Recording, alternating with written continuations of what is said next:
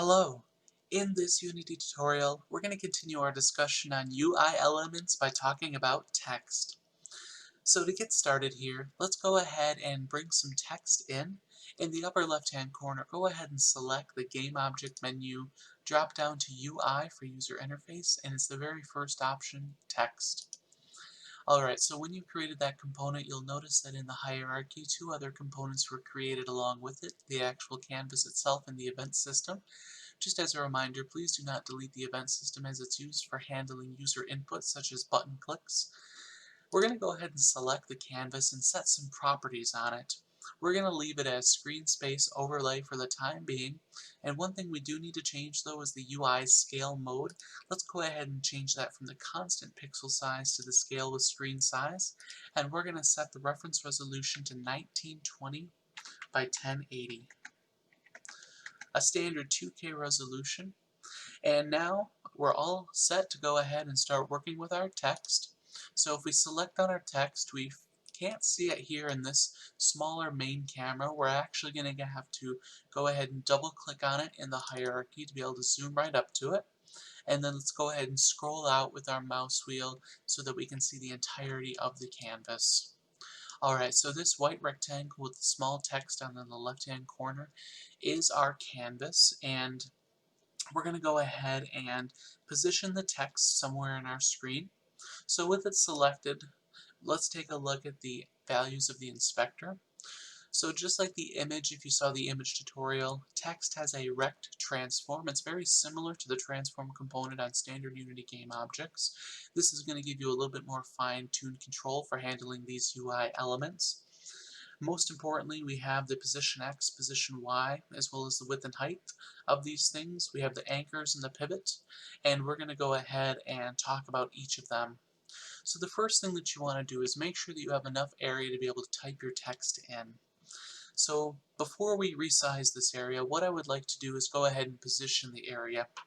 In the rect transform, you have this sort of target looking icon. Go ahead and click on it.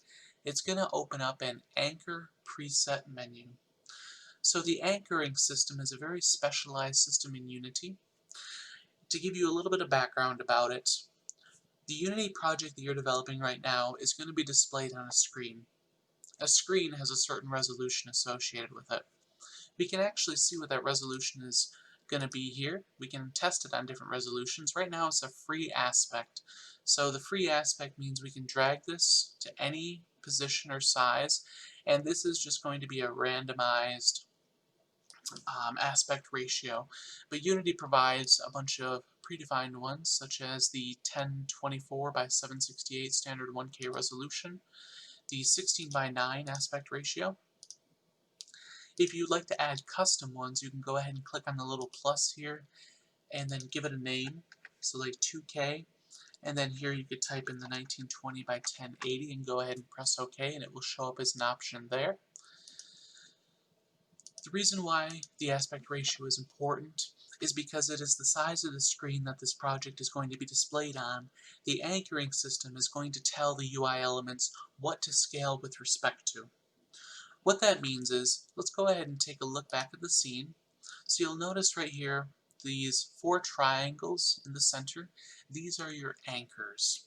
So right now, what we have set up is we have text down here in the lower left-hand corner, and our anchor is in the center, which means that this text is going to move relative to the anchor in the center. So if we take a look at that and use the free aspect, for example, you can just barely see this new text down here. It'd be a little bit more helpful perhaps if we change the background color of the main camera. We can do that by selecting on it in the hierarchy, and you can already see that blue color right there. Let's go ahead and click that, and we'll change that to a nice white color. That'll make our text a little bit more stand out.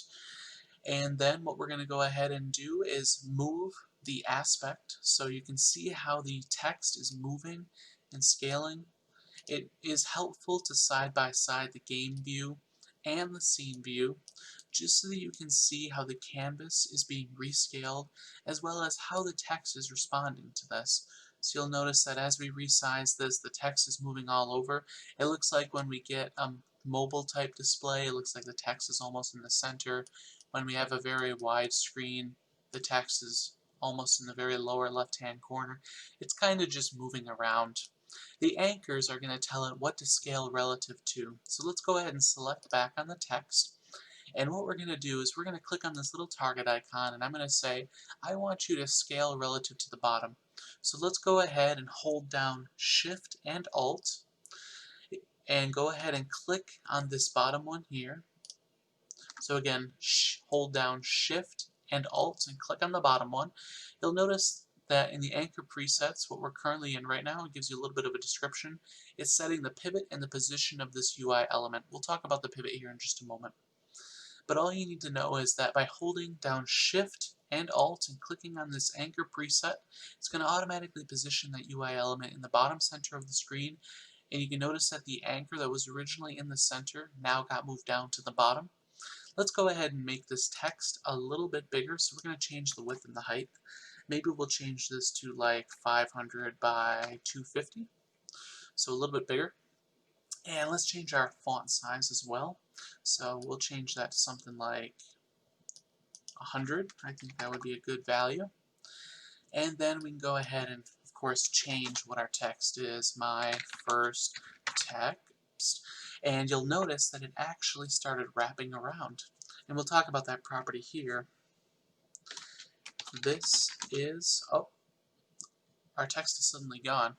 This is going to be a good opportunity to talk about the different properties of the text. So let's actually go through it. One of the first things that you can do with text is you can actually define a custom font to use. I'm going to go ahead and open up the internet real quick just to show you two of my favorite websites. There is one called 1001 Free Fonts, and you'll see it this first link here. And I'm actually going to go ahead and download one so I can show you how this works. Let's go ahead and pick one.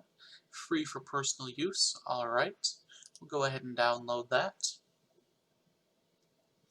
And what you're going to want to do is once that is downloaded, you're going to want to go ahead and extract it. So I'm going to show in folder. And then what I'm going to do is go ahead and go into that file, just like that. Perfect.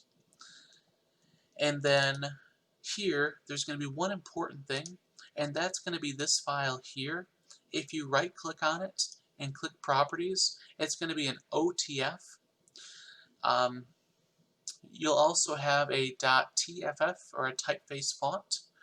So either one of those will work just fine, but this is the important thing, the .otf file, open type font file. Go ahead and bring this into your Unity project. So I'm actually going to click, hold, and drag on this, bring my Unity back up, and drop it right in there. Perfect. The other website that I want to show you that you can download fonts from is DaFont. And this is also a great website, and it works the exact way. Well, it looks like they're on maintenance right now. That's okay.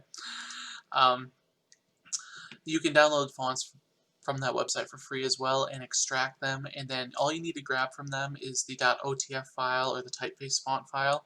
Go ahead and bring that into Unity, and I'm going to show you what you do with that right now. You're going to take this and you're just going to simply drag it into the font just like that, and it'll automatically change for you. So it's as simple as that. You can mix and match as many fonts as you want. Let's keep on going with the properties here. The font style will control things such as your italics, your bold, regular, all those different things. Go ahead and leave that on normal. Font size, of course, the size of the font, how much space do you want between the lines. I'm going to go ahead and leave that on its default. Rich text, I usually just leave that on by detail. You can also hover over each of these things. It'll give you a short description of what they are. If you want to use emoticon and colors, that sounds fine, we'll leave that. You have your standard, if you're familiar with Microsoft Word, you should be pretty familiar with what these things do. We can center our text and set the level of our text respectively, or you can align it by geometry. The horizontal and vertical overflows, this is something that gets a lot of people. Now notice that this text box here is outlined in the blue rect transform. This is the area that we have to type in. So any text that we put inside here is going to automatically be constricted to inside this box. The reason why is because we're wrapping it and truncating it. If we didn't truncate it, we selected overflow. If we were to put some more text in here, you're going to notice that is going to go outside the bounds of that rectangle, which could be fine in some cases. Most of the time we'll want to keep it within the bounds of that. One way to do that is to use the best fit, and if we have this to truncate, it's going to automatically pick the font size between the minimum and the maximum font size that is going to take up the most space and look the best inside of this box that you have defined. Most of the time you'll have best fit selected because your application is likely going to run on different types of computers. For the purposes of the multimedia classes, you'll just be required to test them on the Pierce labs in there, which typically have the same aspect ratio. But if you are expecting your product to go out to other types of devices, such as a console or a mobile device, then you'll have to keep this in mind as you're developing your user interfaces. One thing also that is not on here, but just something to keep in the back of your mind too, is when you're developing these user interfaces, especially with text and images, you want to keep accessibility in the back of your mind. You're going to have more dedicated chapters talking about this in your multimedia courses, but accessibility is something that's not taught enough, and it's something that's really near and dear to me. Focusing on things like making large enough font to read, making sure that it contrasts well with the background, not using flashy colors or too many flashy animations. Like this right here, this is acceptable. The font, I would argue, could be a little bit better, but stylistically it looks nice, it contrasts with the background, it's large enough to read. With Unity fonts, you'll typically want a font of at least minimum of 25. 100 is really nice though, because you have to consider that it's going to be on your computer screen and on a display projector as well. But just keep those things in mind as you're developing your UI. Of course, you can change the color of your text. I would not pick a bright red or a bright yellow or bright pink or anything like that, but just something that contrasts the background really nice. The material, raycast, target, and maskable, those are more advanced topics that don't worry about right now. We're going to have some tutorials in the future, especially talking about the raycast targets with UI interaction, so please take a look for that video when it is released. But those are the standard properties for the text here. The most important one, that if you can't see your text, just make sure that this rectangle is big enough. You can either manually resize it here by using the width and the height, or you can go ahead and resize it by dragging these things right there. Now you'll notice that the position is changing as well as the width and the height. The reason why it's doing it is because you're resizing this box, but this position X and position Y are relative to where this box is to the pivot, or sorry, to the anchors, excuse me. So this box, position XY, is relative to the anchor position. Now, that little blip, although was a mistake, I do need to talk about the pivot. The pivot is a very important thing, and it's a very simple concept once you understand it. The pivot is simply used for transformation effects. So for example, the pivot here is currently in the bottom center. We can see the location of it here at 0.5 and 0. If I were to do 0.5 here as well, it's going to be right in the center. So the lower left-hand corner is 0, 0, the top upper corner is 1, 1. And this is just going to allow you to rotate the object, scale the object based on that. So if I leave the pivot in the bottom center here and go ahead and use the rotate, you're going to notice that it's going to rotate relative to that position. If I have the pivot in the center, as you would expect, it's going to rotate respective to that. Alright, and that is about it as far as text goes. If you have any questions, please do not hesitate to reach out to your instructor or leave a comment in the comment section below. Thank you very much.